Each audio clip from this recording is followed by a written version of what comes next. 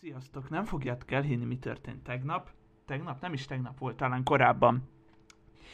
YouTube-ozok. Ugye, ha nem vagyunk bejelentkezve, akkor semmi változást nem veszünk készre. Igen ám, de abár lehet, nem tudom, nem hiszem. De amikor bejelentkezünk, akkor ugye mi történik? Ugye, megújult a YouTube. Közben itt el kell fogadnom a sütiket, volt egy kis takarítás a gépen. És ez fogad. Frissítem az oldalt, és ez fogad. Most én miért keresném a videókezelőt, ugye? Jó kérdés. Igen ám, de amikor az ember ide néz, rájön, hogy nincs itt a neve. Hová tűnt? Egyszerűen csak kivették, úgy gondolták, hogy nem kell, helyére tegyük be a letöltést. Letöltést? Feltöltést. Milyen letöltést? Jó van, este van, na. Szóval, és egy új dolog került ide a helyére, az alkotói stúdió. Tehát nem volt az jó, hogy eddig ugye elértünk mindent innen egy helyről, mert ott fölül ugye bejött egy kis sáv, nem. Kellett egy külön alkotói stúdió. Hát jó, rendben, menjünk be. Na. És akkor ugye azok a dolgok, amik annó itt voltak, itt a legszélén, kint balra. Itt voltak, ugye most egy kicsit arrébb kerültek, és innen elérünk egy csomó mindent. Mindig ott van a copyright. Állj. Szerintem igen. Na mindegy, szóval a lényeg, hogy most a videókezelőt innen érjük el. Igen, ott a copyright. Na mindegy. Szóval a lényeg, hogy hülye a YouTube, de nagyon. Kiveszek egy... Jó, nem, mindegy. Kivettem a zenét, és még mindig ott a copyright. Jó, mindegy, nem vitázom vele. Majd erről leszedik. Na szóval. Ez az újítás itt a YouTube-on. Hogy most jó ez, vagy rossz.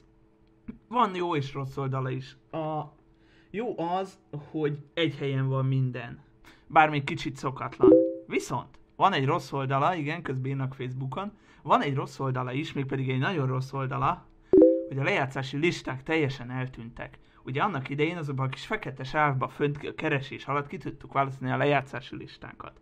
Most mit tudunk csinálni? Az ég egyet a világon semmit. A következőt tudjuk tenni, ide bejövünk az alkotói stúdióba, a videókezelő, és itt vannak a lejátszási listák. Na, ugye milyen egyszerű elérni őket? És akkor, igen, innen el lehet érni őket. Jó, faja. Na. Csak innen lehet elérni a lejátszási listákat, hát egy kényelmi funkciótól elbúcsúzhatunk a YouTube-on. Van jó és jó rossz oldal is ugye ennek a váltásnak, de na, részben rossz lett ez most. Bár mondjuk ez az alkotói stúdió speciál nekem tetszik. Kicsit átláthatóbb, mint régen volt. Minden itt egy helyen. Csak még ami hiányzik innen ugye, hogy be kell jönni ide ahhoz is, hogy a saját csatornádat megnézhessd. Mert ugye sehol máshol nem mehetsz rá arra, ugye csak itt mehetsz rá arra, hogy a saját csatornád megnézése. Igen, ez egy kicsit idegesítő, de hát na, most ezt el kell viselnünk. Nem tudunk ezzel ellen mit tenni. Na, ennyi lett volna ez a videó. Nem hiszem, hogy körbe kell jobban mutatnom ezt az egészet, csak ugye ez változott, itt az alkotói stúdió. Ott van mellett egy beállítás lehetőség, azt hiszem, ugye? Igen, itt vannak a YouTube beállításaink. Jó, mindegy. Majd itt kell egy cenzúra. És itt pedig az Analytics és a további dolgok. Elég kevés még a nézőszám, de na, hát azért kezdő csatornához képest nagy.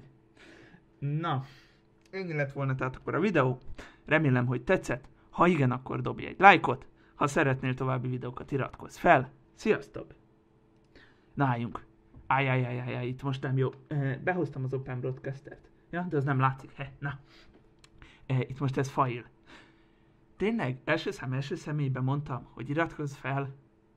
És úgy köszöntem el aztán, hogy sziasztok. Na, ez brutális. Na jó van, mindegy. Na, szóval, ha tetszett, akkor lájkoljátok. Ha szeretnétek még videókat, iratkozzatok fel. Sziasztok! És most jól mondtam.